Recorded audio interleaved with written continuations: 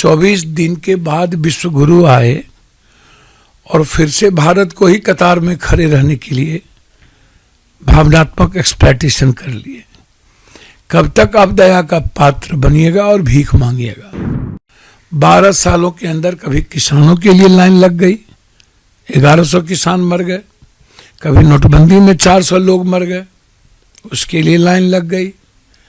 कभी डीजल के लिए लाइन लग गई, कभी खाद के लिए लाइन लग गई, कभी शमशान में लाश जलाने की लाइन लग गई। ईरान हमेशा अपना दोस्त माना है भारत को। ऐसे परिस्थिति में भारत को इस युद्ध को रोकने के लिए और शांति के प्रयास के लिए बहुत मजबूत पहल और कदम उठाने की जरूरत है। एक बात समझिए, मिडिल ईस्ट कंट्री में जब वार हुआ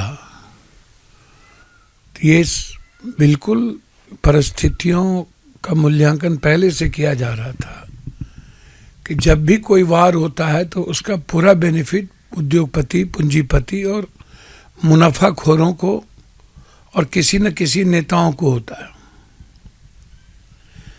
और उसका फायदा पहले भी जब संकट आया कोरोना, तो उसमें आप याद कीजिए दवाई के संकट, रेमडेसिविर 1 लाख में मिलते थे लंबे समय तक। आज तक कोरोना के बाद रेलवे से लेके कई ऐसी चीजें आज भी देश में संकट का विषय है।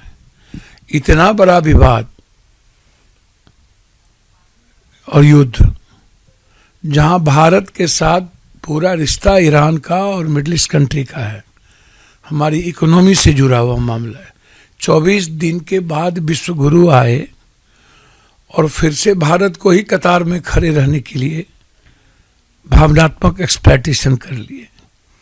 कब तक आप दया का पात्र बनिएगा और भीख मांगिएगा। 12 सालों के अंदर कभी किसानों के लिए लाइन लग गई, 1100 किसान मर गए। कभी नोटबंदी में 400 लोग मर गए, उसके लिए लाइन लग गई। कभी डीजल के लिए लाइन लग गई, कभी खाद के लिए लाइन लग गई, कभी शमशान में लाश जलाने की लाइन लग गई। आप अब बेटी माँ बहनों के किचन के लिए लाइन लग गई। दवा महंगा हो गया कई 100 गुना, डीजल महंगे हो गए, लगभग सामान महंगे हो गए। तो जरा आप हमको बताएं कि महिलाओं पे लाठी चल रही है, 4000 8000 में गैस सिलेंडर मिल रहा है। जो रेहड़ी ठेरी पटरी वाले लोग हैं, जो चाउमीन, पूरी सब्जी, लिट्टी चोखा, कचौड़ी, जलेबी, ऐसी चीजें बना करके करोड़ों लोग जो हिंदुस्तान में अपनी रोजगार कर रहे हैं, आपको आश्चर्य होगा कि उनके पास ऑक्सीजन, गैस सिलेंडर की कमी हो रही है। जिंदगी पर हमला है। और ये महंगाई कोई 2-4 दिन नहीं है। ईरान के एक खेप या एक खपत भेज देने से हमारी परिस्थितियों का मूल्यांकन नहीं किया जा सकता। हम चुनाव, बंगाल, असम के चुनाव तक यदि सांस ले भी लें दिखाने के लिए, इस चुनाव के बाद हमारी वो परिस्थितियां आएंगी कि हम कल्पना नहीं कर सकते हैं कि इकोनॉमी कितना ज़्यादा बुरा असर करेगा और महंगाई कहाँ बढ़ेगी।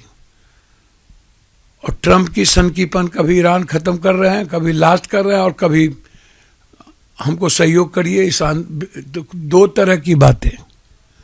तो एप्स्टीन के लोगों से, ट्रंप से आप क्या उम्मीद करिएगा इस हिंदुस्तान में। और निश्चित रूप से ईरान हमेशा अपना दोस्त माना है भारत को। ऐसे परिस्थिति में भारत को इस युद्ध को रोकने के लिए और शांति के प्रयास के लिए बहुत मजबूत पहल और कदम उठाने की जरूरत है।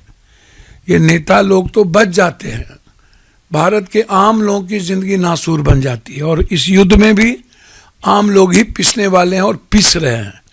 बेटियों, बच्चों, बच्ची के पढ़ाई का संकट आ गया, बच्चों की पढ़ाई का संकट आ गया।